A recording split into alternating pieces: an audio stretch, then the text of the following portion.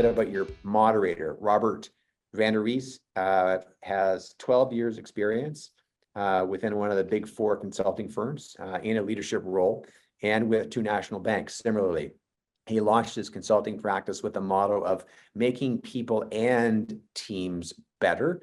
I mentioned earlier he's on faculty for the Growth Catalyst program. He also excels in formulating strategic plans, enhancing financial health, and leveraging that to drive growth. His entrepreneurial experience includes starting a bank, rare, owning a successful business as well. As a fractional CFO based in Calgary, and as a fractional CFO rather for a Calgary-based tech company, he also drives profitability and cash flow improvements to this day. Over to you, Robert.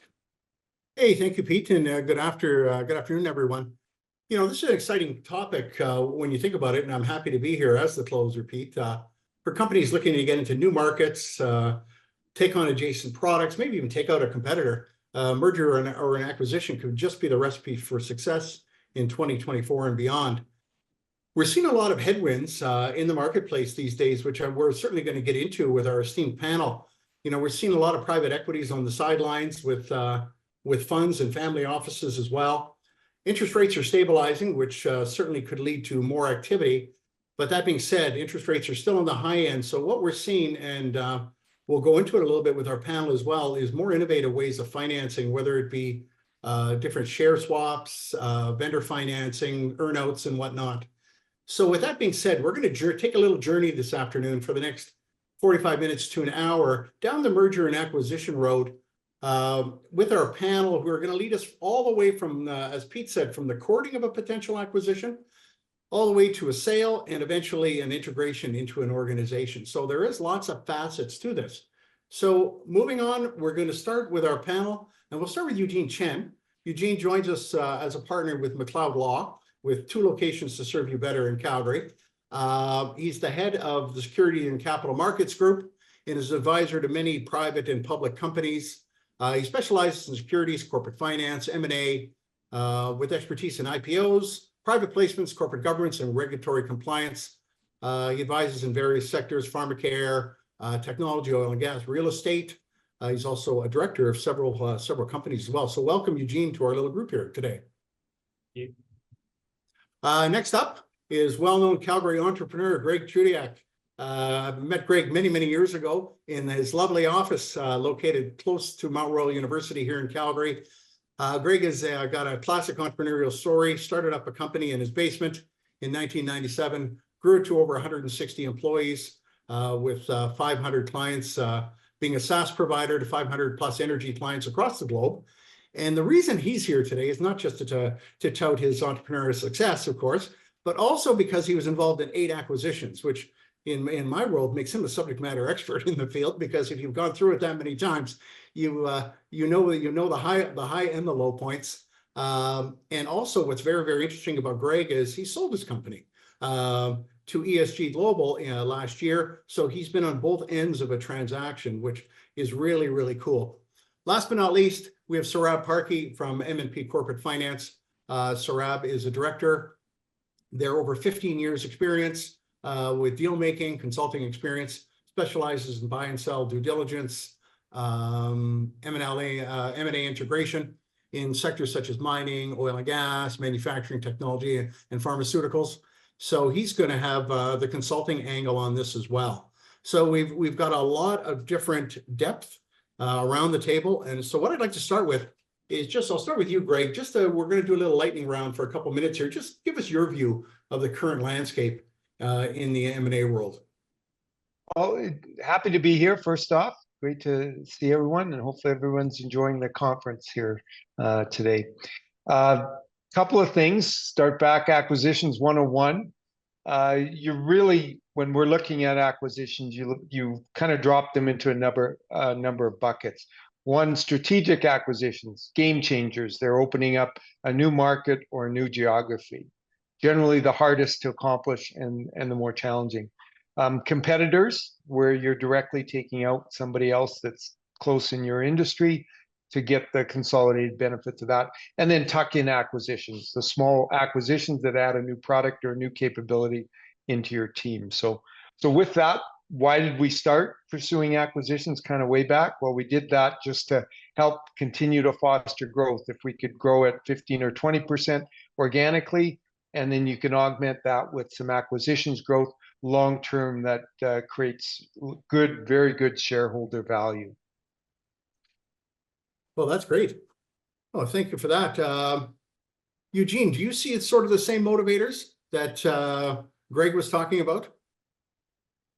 For sure. I think, especially if you want to try to jumpstart your business and be able to take it rather than just growing organically, doing M&A acquisition can really move you into new markets, as Greg mentioned, or really add some breadth and depth to your business and increase your bottom line and your top line in revenue and really scale you up quite quickly in terms of that. So it makes sense. There are a lot of things involved in an M&A acquisition, but if done properly, you can really grow your company quite quickly. Well, that's great. I'm just going to go back to Greg just for 1 second. Then I'm going to go over to Saurabh to follow up on that. Greg, was there sort of you often hear this term hurdle rate in the acquisition world. Was there sort of a rate of return or something like that you looked at as far as a go or no go on an acquisition? So that's a good question, and there isn't a kind of a direct straight line answer. And as always, it kind of depends. But we looked at generally what would that acquisition look like under our umbrella within about a 3-year period. So we looked at it from the aspect, what was the financial return kind of going 3 years out, and what was the impact on our overall business in terms of impacting the rest of our growth.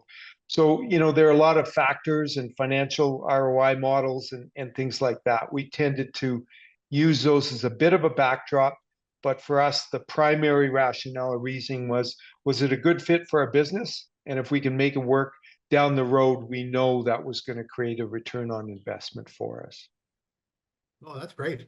Saurabh, were you seeing similar sort of key factors, whether or not an acquisition would actually add, strategic value, like when a client comes in and they tell you that they want to buy something? Like, what are the questions that you would ask them as far as their motivations?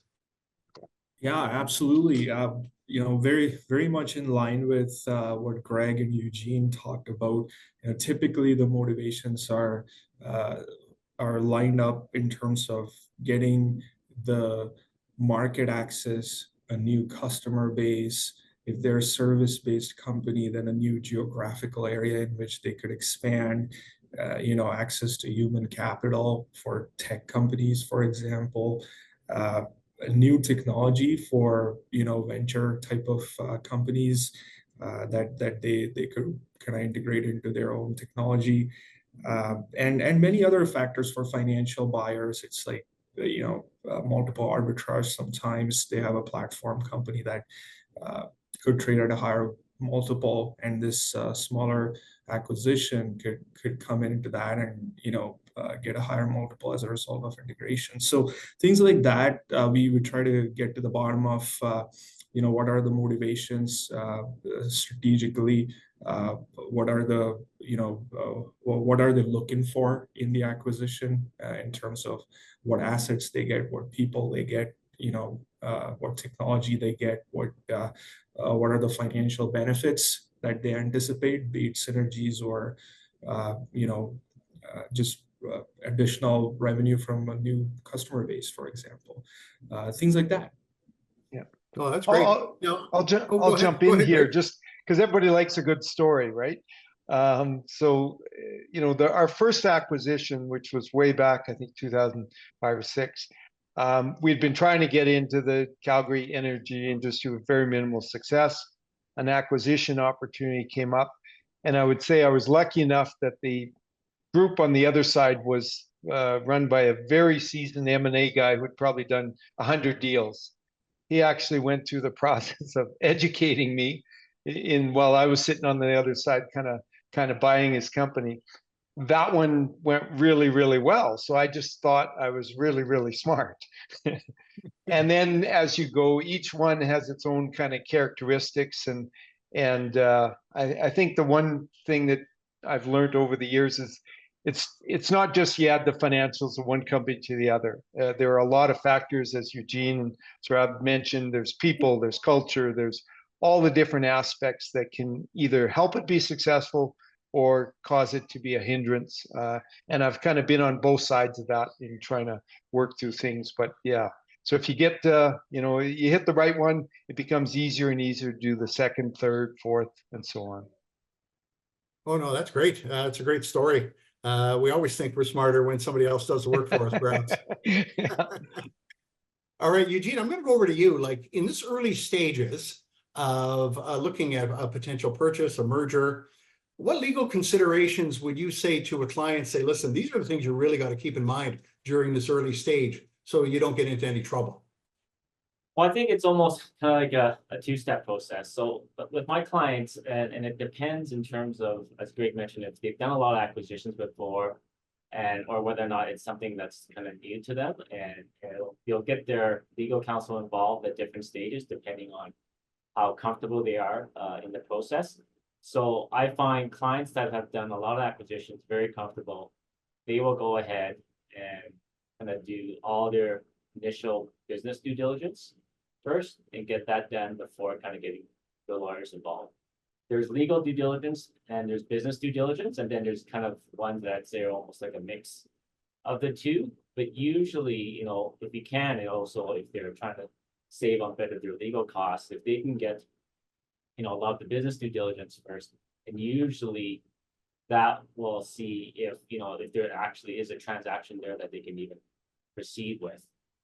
Because it doesn't make sense to kind of get the lawyers involved if you're going ahead and all of a sudden you're reviewing kind of, the business and stuff, and there's a bunch of things that you look at that are red flags that you look at it and says, well, I can't proceed if these things aren't fixed or if there's no good explanations for some of these things.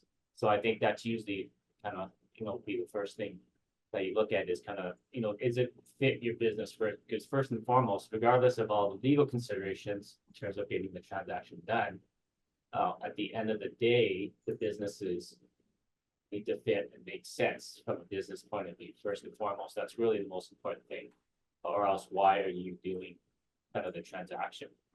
In terms of the legal side, a lot of that stuff kind of flows in between, so that we're here to advise, our client, the business acquirer, to make sure that what they're buying is what they think they're buying, and that they're protected in terms of the information that's provided. The other thing I think at the initial stage that you want to be concerned about is this confidentiality and kind of non-disclosure. So one of the first things you do is you always have the parties sign a non-disclosure. You don't want information to get out for a variety of reasons, competitive reasons, and so on. So I think, that's one of the things as well that you get sorted out right at the very beginning, that all these discussions are confidential and nothing gets leaked. Sorry about that, gang.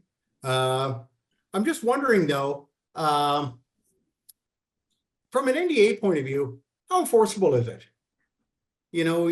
People sign NDAs, but what if Greg's buying my company and I sign an NDA with him and he gives me information and somehow it gets out there? How enforceable is it? You can make NDAs pretty tight. You could have it so that the main course of action is, unfortunately, a lot of times is you have to go, probably would potentially have to go to court regardless to enforce it. But if you can have in your agreement injunctive relief without having to basically prove kind of damages. That's usually one of the things, because usually the main thing you're concerned about is to stop the flow of information, right? In terms of that. So I think, you can do that. And generally we find that people respect the NDAs. So because, a lot of times it's kind of going both ways. So it is, we do find it's enforceable, and people will take a lot of time to read them, especially when you're dealing with sophisticated parties, to ensure that, that they don't want to be bound to something that's more kind of restrictive or too restrictive. So, when you're dealing with parties like that, you know that they're taking this seriously, because they will actually kind of read it and ensure that, the terms in there are ones that they can comply with. No, I think that's great. And Okay, now Oh, go ahead, Greg. as again, so when you're on the buying side, you've got one NDA, yours. If you're trying to sell your business and you're on the other side and you're talking to 10, 20, 30, 40, 50, it's amazing how many non-disclosures agreements you get back. And unfortunately, you have to go through them all, and they all get redlined and they all get processed and ultimately get signed in order to share information. But it can be pretty daunting on the seller side when you're dealing with a significant number of them coming in a very short period of time. Yeah, just to follow up on that, Gray's completely right. One of my technology clients was going through a sales process with a US investment bank that was dealing with it. And we had, of course, standardized our form of NDA that we wanted. And we circulated out to kind of, they circle up kind of their group and ask for binding kind of the expressions of interest and signed NDA. And yeah, luckily one of my colleagues was the one that had to review it, but yeah, he probably went through 30 or 40 NDAs that have been marked up and dealing with either strategic buyers or private equity groups, and everybody had different types of comments. And yeah, he's like cross-eyed by the end of it. So yeah, so you definitely have to be prepared to make sure to spend a bit of money, do it properly when you're going through that process. We've heard, maybe Saurabh would have some comments on this. We've heard, certainly through companies that have been involved in the Growth Catalyst program, that some certain PE firms and whatnot won't sign a non-disclosure because they look at so many deals, there's so much deal flow that they just can't be bothered to sign. Have you run into any of that? Yeah, I mean, organized PE groups are usually used to seeing an NDA. They are really quick, though, to mark it up the way, they see a lot of deals, to your point, and they're very quick at marking it up. One of the clauses that we see, and maybe Eugene sees as well, when we're working on mandates, is that they add a notwithstanding clause to a standard NDA saying this NDA shouldn't really preclude them from having activities in this sector, in this space,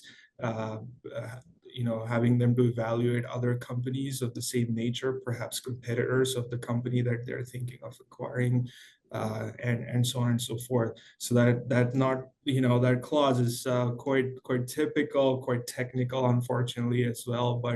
But yeah, I mean, they see a lot of projects, they see a lot of deals, they're used to marking up the NDAs quickly, but I think it's quite customary to sign an NDA. Okay, here's where we're going to go now. We're going to play the M&A game. Greg, you're the contestant. We've had some good discussion already. We understand your motivations. We've gone through, we believe the value of the target entity, the strategic value the target entity will give us. We've gotten some solid legal advice from Eugene to move forward. Now, what does the courting process look like? Some people compare trying to buy a company to dating. You like the person, but you're not quite sure how to approach. How do you make those initial introductions to express an interest? And once you do get a bit of an interest, what do you want to see up front?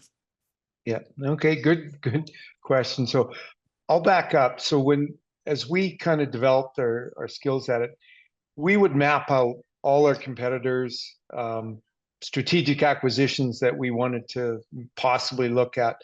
And I would just pick up the phone initially, and oftentimes, or the email, and just ping them, and you'd be surprised that people will connect, and at least you can say if anything changes now or in the future. And oftentimes those calls happen 2, 3, 4 years actually before we actually did deals with a number of the people. So that courting can be like a dating where people can go out for a long time before anything happens on that front. But it tended to work well. And surprisingly, even as competitors, we're all in the business. We're all dealing with our own businesses, and sure, we compete, but as long as you're professional and upfront, people are generally pretty good. But at some point, you have to get to a conversation. Is this something you're interested in? And realistically, it's kind of the back of the envelope. What are you thinking value looks like? What do we think? And if you're not close enough. You're not going to kind of go to a subsequent phase. So we often tried to assess that early and often. And then at that point, then as soon as we're kind of believe we're on the same page, then we start to engage different parties, starting to look at information, signing NDAs for sure. And then very selective, we would stage how much information we would ask them for. And frankly, we would correspondingly provide certain information about us, because it's not just a one-way street. We viewed it as a trust arrangement. They want to know what they would be joining, and likewise, we want to know what we'd be picking up. So it was very much a two-way street and a two-way conversation. And as that trust built up, it becomes easier and easier to develop to something that went along the way. So that tended to work well in pretty much all the acquisitions. Generally, we had touched base with them a number of times well before we ever kind of pursued the actual acquisition activity. So there's that route. And then the other route is you're engaging parties like investment bankers or M&P or groups like that, who will go and maybe make the initial conversation as well. That's another approach that you can spec. Here's a list of groups. Do you mind go ping them and see if they're interested, and then carry that conversation forward. So with that, yeah, I would liken it very much to dating. And my wife and I had a very short dating time, so we were married very quickly. But others, my son just got married, and they had gone out for 10 years. So you can get both ends of the spectrum there very easily.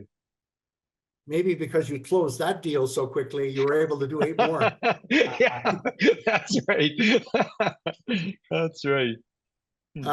Eugene, would that be the point after Greg has done his dating that we've talked about? They've done some information flow back and forth. Would that be the time that you would recommend to your client to start formalizing this a little bit with a letter of intent?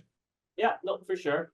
Once you kind of got the business terms settled, I think it makes sense to do that and have a formal letter of intent, so it's on paper and then everyone is clear in terms of what the business terms are, so there's no misunderstanding, especially if there's only just been more kind of emails going back and forth, or kind of discussions and meetings on the phone.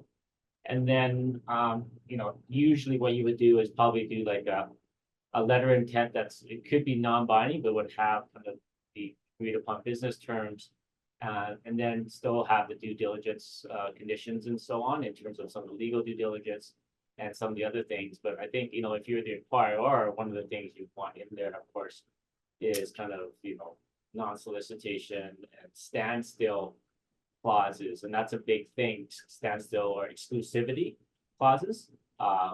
Once you've kind of taken that route, because you do not want to basically be used as a stalking horse for other kind of potential acquirers if they're in a sales mode. So as soon as you've got them kind of nailed down, you want to make sure they're not allowed to talk to anyone else, because you don't want to spend a bunch of time and money and effort just for them to kind of at the last minute, oh yeah, that's a great offer. I've showed it to somebody else and they've offered me, X plus 10. Thanks very much, but see ya, right? So you want to make sure you get them nailed down while you're going through that process and working towards a definitive agreement with all the different terms and stuff that you have. No, that's great. What I'm wondering is, okay, we've got the letter of intent signed, and we're the buyer, or Greg's the buyer, and he says, I need somebody to do some due diligence for me. So we bring in Saurabh and we say, listen, you do a look-see over this thing. What are you looking for, Saurabh, in the due diligence process to help Greg manage the risks and assess what's going on in this potential purchase? Yeah, very intricate question. So typically it's in, call it 4 or 5 buckets that the due diligence gets divided in. It's the business due diligence, like Eugene mentioned earlier, call it commercial due diligence or operational due diligence on the business. Then there's financial due diligence. That's the second bucket, where does the company's financial performance, as shown by the marketing materials put together by the sell side or by the company itself, are they looking as presented? And that's the financial due diligence.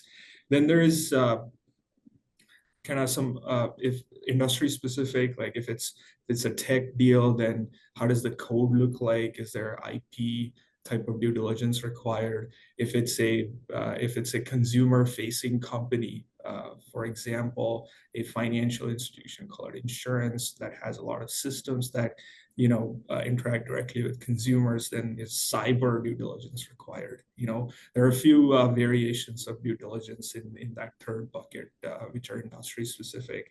And then there will be legal due diligence, which I'm sure Eugene might be able to chime in way more than I can. But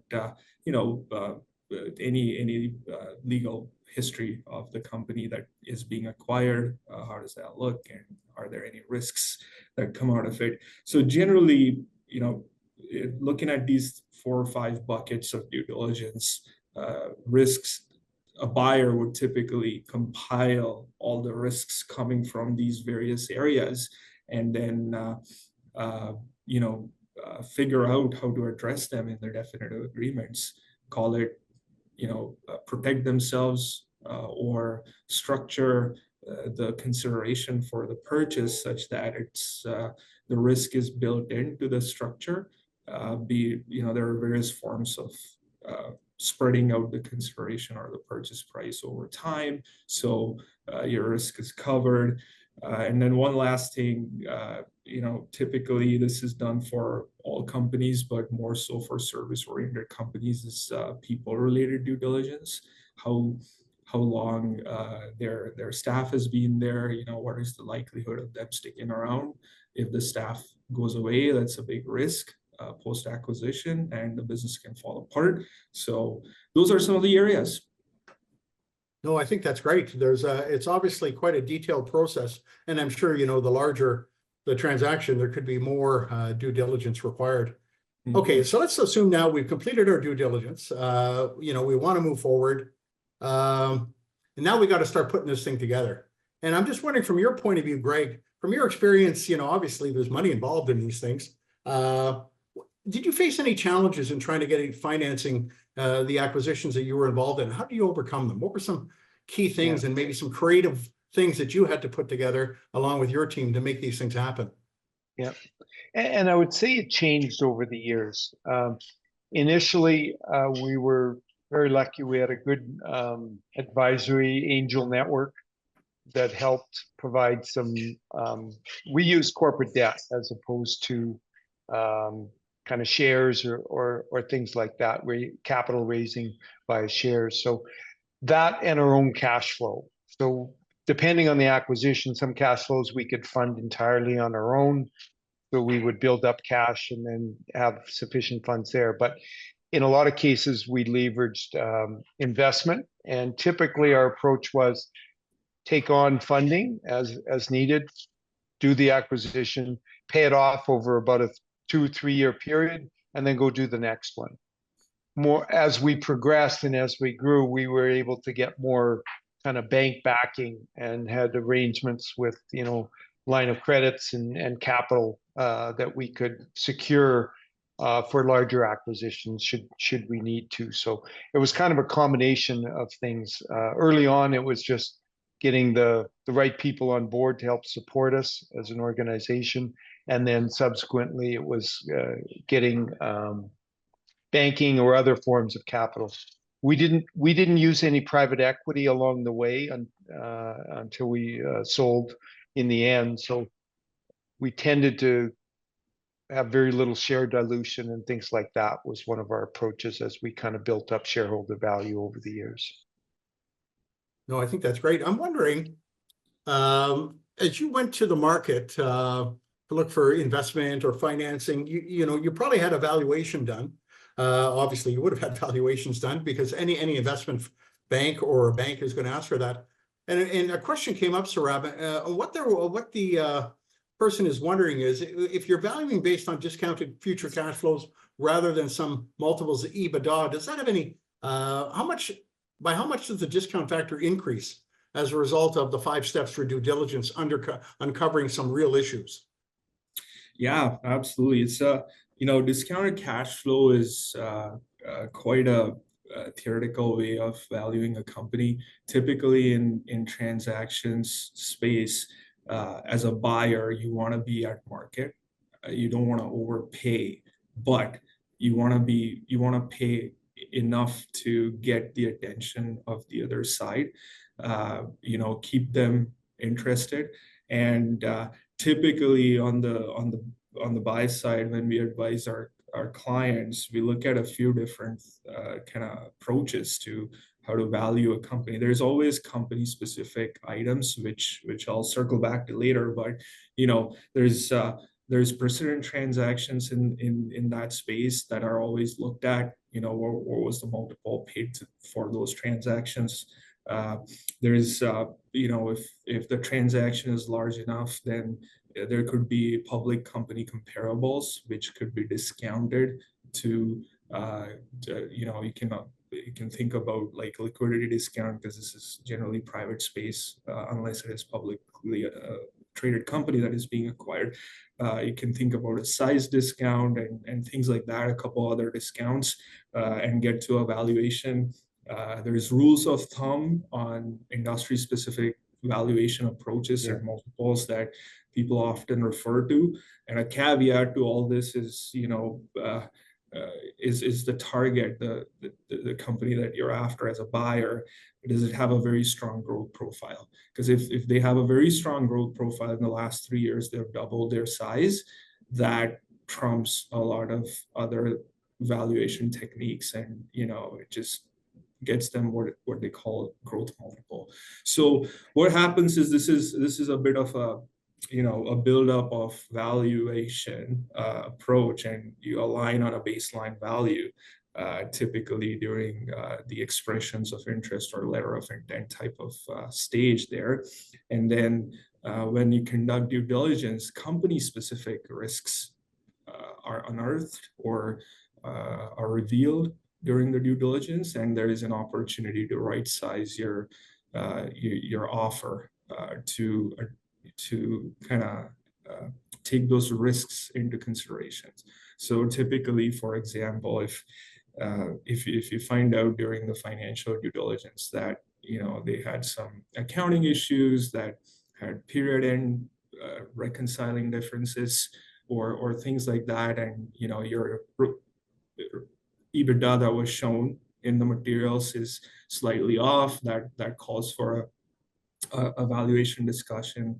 Net working capital is typically that is conveyed with the transaction is typically an item that results in purchase price adjustment, and there are several other risks, like if the claim was being made that the company has very good visibility into future revenues, they have contracted revenues, and the contracts don't seem to be, for example, in commercial due diligence, the contracts don't seem to be going more than a year or two, then there's room for negotiation. So you set up a valuation baseline, and based on the due diligence risks, you adjust it to match the risk profile that you're I'm going to interrupt. Just going on that topic for a moment of valuation.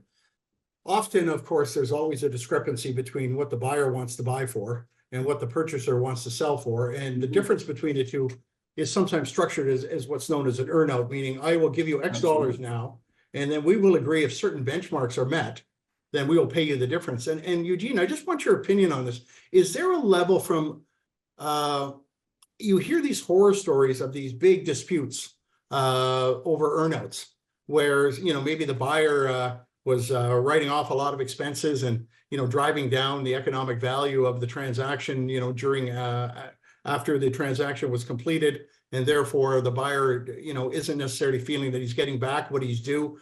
What sort of dispute mechanisms do you put in place to deal with that? And also, is there sort of a level where you advise clients not to do an earnout? Okay, so to address the first question, in terms of dispute mechanisms, generally the mechanisms are what you would normally have when you have a dispute. So it's usually either you go to court and litigation, or what you're seeing a lot more is kind of arbitration kind of clauses in there to deal with that. And, you know, a lot of times parties will use arbitration because the court system is slow, it's cumbersome, and it can take a long time to get things resolved. Arbitration is much quicker, but often, though, it is not necessarily any less expensive, because in this instance, each party is paying for not just their lawyers, but also for the arbitrator as well. So, you know, that is something from a speed point of view is better, but, you know, a lot of times it's the cost is just prohibitive or, you know, onerous in terms of that.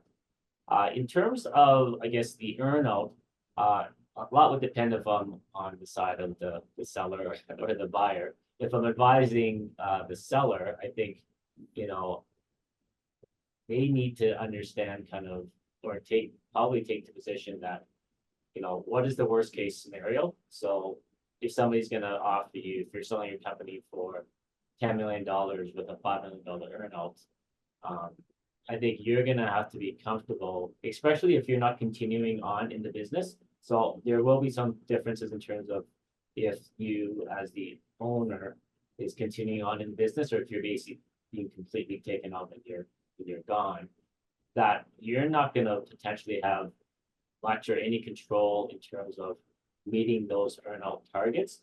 And there are games that, you know, companies can play in terms of layering on expenses or other things that would drive down kind of, you know, your target revenue or income targets for your earnout. So I would advise them that you need to be comfortable that the only amount you may potentially get is kind of the amount you're getting at closing, and not have that, you know, that earnout amount. You know, on the other side, counseling in terms of the purchaser is basically the opposite. You know, part of it is a lot, and it's really more of a art rather than a science, because a lot of times you can't predict kind of what's in the future, you know, and as you know, investment fund managers like to say, you know, past performance doesn't dictate future performance. But I think, you know, if you're on the buyer side, I think you need to be comfortable that, you know, what is the likelihood, the analysis of this having to pay this earnout. If that actually happens, presumably you should be okay with that, because if he's hitting the numbers he's hitting, that means the business presumably kind of consolidated with your business is doing well, or else that wouldn't be happening. So, you know, a lot of times you would think actually you should be happy if they actually earn out, because you're actually getting full value for the business that you're buying, right? It's kind of what I tell you guys. Yeah, no, that makes total sense.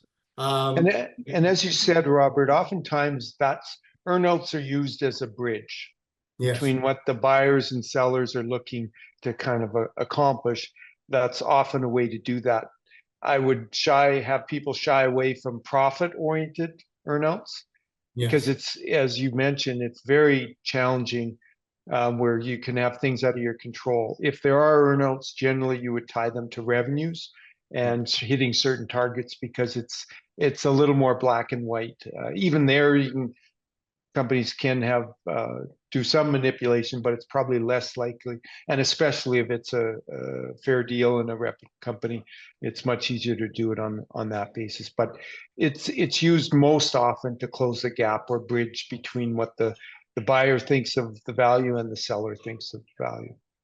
That's an interesting take, Greg, that you have on the earnout criteria. What we typically see is, as a buyer, you would want the earnout based on the lower part of the P&L, as we call it, and as a seller, you want the earnout to be on the higher part of the P&L, so likely revenues. As a buyer, you would want it on either gross profit or even EBITDA, you know, GAAP EBITDA, US GAAP EBITDA kind of thing. So yeah, so that's exactly true. Yeah, it comes down to what you can control and how comfortable you are in the environment. So yeah, that's exactly right. There's both sides, what the buyer would prefer versus what the seller would prefer. Okay, Greg, we're going to what we've talked about this afternoon already. We've talked about certainly looking at the strategic value of a merger or an acquisition. We've talked about structuring and financing. Now, Greg, you bought the company. So in your experience, what are the biggest integration challenges that you faced after acquisitions, and how did you address them? Yeah. Very broad, good question. The process we used is while we were going through the actual technical, the legal work associated with putting the definitive agreement and everything together, we would organize a team that would basically organize a 90-day, a 1-year, and a 3-year plan, what we're going to do with the acquisition, how we're going to materialize it, how we're going to integrate it, and what we're going to do with it. So it generally tied to, number one, the people. What were the staff that you were engaging in? Because on the other side, the minute this is made public or that group is made aware of it, panic sets in. I've been in rooms where I've had people crying and people wondering what's going on, and you have to make sure you've got a plan to spend immediately the first few days just communicating, sitting down, make sure people are comfortable with that. Once you've done that, you have an integration plan. Like what are people's expectations in that first 90 days? What are you going to do? What are you not going to do? What are you going to work on towards that longer term? And often longer term means technology improvements and different aspects of bringing those people into your culture and your team. The advice I'd give is the first few, we were very kind of timid, very cautious about that. And all that did was prolong some of the challenges. So we became very good at doing things very quickly, very upfront, and communicating that and getting them over the hurdle. With that, then you have a team going forward that's completely focused and more tightly integrated with your team. The last thing you want is a group just sitting off on the side, trying to ignore or provide passive resistance to the rest of the group. So we had HR involved, we had technology involved, we had our developers involved, and our business kind of sales and people, each looking at a different slice of that acquisition. And what are we going to do from day 1 to day 3 to 90 days and onwards from there? So that was kind of our approach. It was a planning, and each one has its own characteristics. They're not all cookie cutter. Each one maybe has more challenging on the personnel side. Others were much more challenging on the technology side. So quite a few different aspects to it. So a lot of pre-planning, and then a lot of time spent on the execution. Yeah, and it always takes more effort, and generally probably takes longer than you think it would. But our best successes were because we did that portion really well. Rob, just playing on what Greg had said, in your experience and have been around different mergers, different acquisitions or whatnot, what metrics do you use to say, yeah, this worked out really, really well? Looking in the kind of rear view mirror, if you will, typically it's what were the accretive factors? Did we achieve the thesis or what we set out to do in the first place? Did we achieve a higher revenue? Did we achieve a higher gross profit, for example? What kind of synergies did we execute on? Bottom line, what was the shareholder value created through this exercise? So, that's typically what is measured. And in terms of the integration itself, like how well it was executed, typically we want to phase out the changes a little bit. You don't want to change upset the apple cart day 1 after closing. Like Greg said, really like what Greg said about people. Very, very sensitive topic. You don't want to change compensations shortly after align compensation shortly after the closing.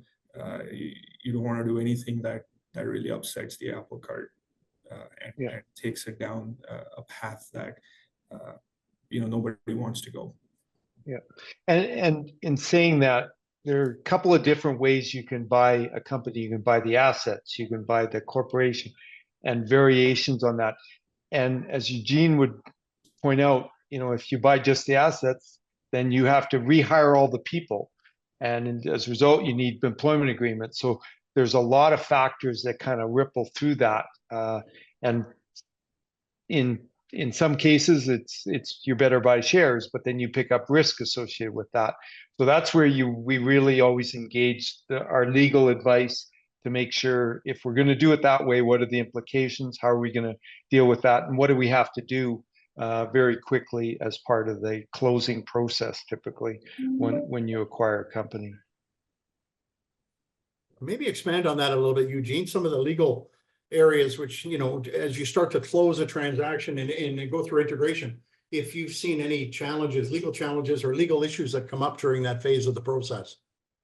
Yeah, ideally, maybe I'll just continue a bit with what Greg had mentioned on the kind of the, structure side of the asset or the share sale. Generally, as a acquirer, you probably want to do an asset purchase, is kind of what you prefer to do, because you're not worried about any of the kind of corporate liabilities because they all stay with the company. You're just buying the assets. And especially on the HR side, you're not taking on all these potential HR issues. Usually on the seller side, you want to sell the company. A lot of it's also for tax reasons, because if you haven't used your lifetime capital gains exemption, assuming you've had company own the shares of the company for at least 2 years, you would be able to save a lot of tax. And you have kind of the seamless transition through. But HR employees is a big issue, and that's a lot of times when you make an acquisition, the people may be a very important part of that. But if you have some long-standing employees, you potentially could have some significant severance issues. So even if you're doing a share purchase and buying a company, you may want to look at negotiating with the seller that you actually may have them terminate the employees before closing, and you rehire them, even though and that they're responsible for the severance issues, because it could be a very significant kind of amount on that side.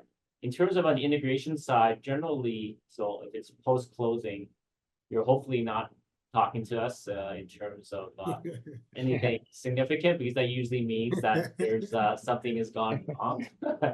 Hopefully, if everyone has done, things have gone smoothly, none of these issues will come up in terms of potential having to look at indemnification agreements if if the sellers breach their reps and warranties. And usually this would be much later. If there's kind of financial issues that come up in terms of that raise questions, or the intellectual property isn't kind of what was stated as in the agreement, that kind of would raise legal issues in terms of that. Hopefully none of that has come up. One of the things that we may get involved, and I think Robert, as you talked about earnouts, we talk about earnouts, there could sometimes be disputes over kind of how the earnouts are calculated, if what was written was actually what was intended. I've seen a lot of issues sometimes, a lot of agreements, especially when you're buying a company, are working capital adjustments, because when you're buying the company, it's actually at a certain point in time, they have a certain, you're expecting kind of a snapshot of the financial picture of the company at that time, but they can't at closing. That could be 60 days, 90 days later, and you need to make sure that financial snapshot of when you actually close is what you actually agreed upon when you negotiate the business terms. And a lot of times that financial information is not available until later on. So usually often it could be 180 days later, you do a working capital adjustment to make sure that all the accounts payable, accounts receivables collected or paid, and so it's adjusted so that kind of what was agreed upon in terms of the business terms is accurate. No, that makes total sense. Hey, Greg, a question came in. It was with respect to the detail that you had around your integration plans and the 90 days, the 180 days, 1 year and whatnot, and certain goalposts that you had set up. But the question came in is that, was the integration plan done in parallel? Did you work with the company you were buying to set this up, or and that's why it was successful, or was this something that basically you as purchaser did on your own and then kind of put it in play? Generally, I engaged whoever the owners were, get a feel of, who the people are, who the key people are. Is there people who are they're carrying that maybe they've just never had the heart to kind of deal with that. So generally, I create as much insight as I could, because otherwise you're working in a vacuum. So generally, I'll work alongside the owners or owner of that business to really kind of get engaged, understand everything about people, and that helps us determine where they fit in our organization, because there's some great people we picked up who are leading key parts of the business who came through acquisitions. So that's often a great way to look at it. And sometimes most often owners will generally bow out after a period of time, but the odd one stays and ends up picking up a portion of the business going forward. So I would say we definitely did it jointly so that we had a good rapport. And the more information you have, the better job you're going to do with that integration. So knowing their group, their people, you can ask questions. It became very, very helpful in determining what that integration plan should look like. Oh, that's great. I appreciate that. So we look to wrap. Rob, we'll start to you. Any closing thoughts on integration and the key to successes?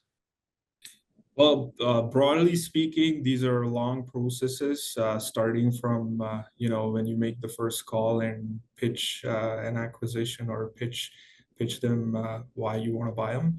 As in, I guess, every courting process, persistence is key to success. And yeah, I mean, that's patience and persistence throughout the process. These are long processes. Yeah, I remember Greg mentioning at the beginning. What about yourself, Eugene? The keys to success? Well, I think, a lot of it's been illuminated by Greg in terms of all the acquisitions he's done, but I think, you want to make sure you've done your due diligence ahead of time. First and foremost, from the legal side, we're there to make sure that, you're protected in terms of either as a seller or the buyer, in terms of what you do, but, on the buying side, you want to make sure that the business, I think, that you're buying is what you think you're getting, and that it integrates well with your ongoing business, and you're able to achieve the goals that you want from the acquisition, whether it be, increasing top line revenue, increasing profitability, going to new markets and so on. So first and foremost, I think, the business side is what needs to take precedence. That's the most important thing in terms of that. And the legal side is there to protect, to make sure that you are getting kind of what you bargained for. So we've heard patience, persistence. Make sure there's no buyer's remorse after, that you actually are buying what you think you're buying and tying it nicely together on the legal side. Greg, final thoughts to you. I would just add one more fact. To me, it was a lot about being fair. Sometimes we're much bigger than the company we're acquiring. Sometimes we're the same size, but oftentimes we just built it around trust and fairness. And oftentimes, if little things popped up after the deal, we frankly just said, okay, don't worry about it. We'll take care of it. And, that tends to build things up. So honesty and fairness in this business is worth a ton. And that goes a long way. You can do one acquisition, but if word on the street is not good, you're going to have a challenge doing the second, third, and fourth one.